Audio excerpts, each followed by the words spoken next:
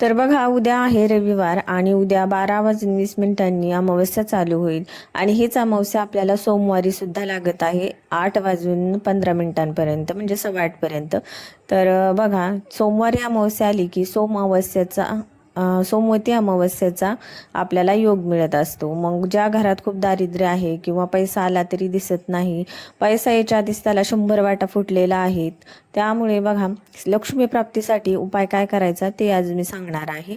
तर बघा, सगळ्यात महत्त्वाचं, लक्ष्मी प्राप्तीसाठी तुम्हाला जर उपाय करायचा असेल तर तुम्हाला एक तुळशीचं रोप घ्यायचं आहे किंवा छोटीशी कुंडी असेल तरी चालेल.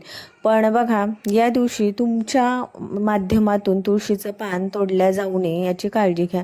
ज्यावेळी त्रेतायुगामध्ये सीता माताच्या फक्त पदर लागून एक तुळशीचा पत्ता तुटला होता, त्यामुळे त्यांना पाप लागले होते.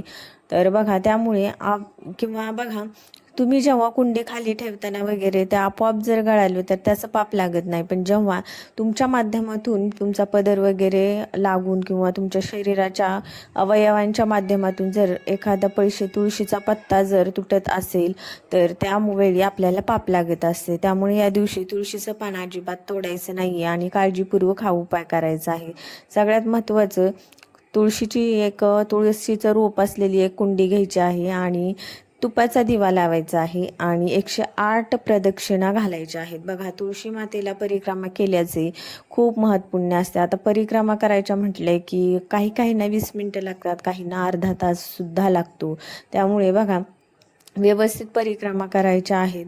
परिक्रमा करताना श्रीहरी श्रीहरी श्रीहरी असे नामजप करायचे आहे. तुम्ही काउंटर हातात घेऊन परिक्रमा मोजू शकता किंवा माळ जप, आपली जी माळा असते का, ती माळ घेऊन तुम्ही काउंट करू शकता तुमच्या प्रदक्षिणा किती होत आहेत. त्यामुळे श्रीहरी श्रीहरी म्हणत तुम्हाला ही परिक्रमा करायची आहे.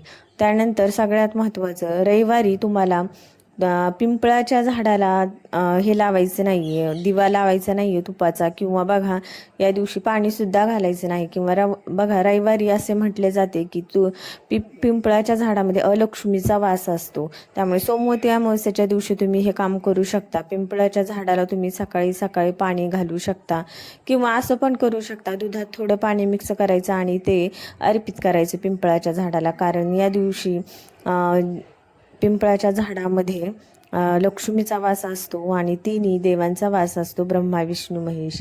आणि तुम्हाला जर शक्य झालं तर प्रदक्षिणा पण करू शकता 5, 7 किंवा 11 पिंपळाच्या झाडाला. आणि त्यानंतर तुपाचा दिवा लावायचा आहे या दिवशी आणि तुपाचा दिवा लावून परिक्रमा करू शकता तुम्ही. तर बघा, हे उपाय खूप अत्यंत महत्त्वाचे आहेत.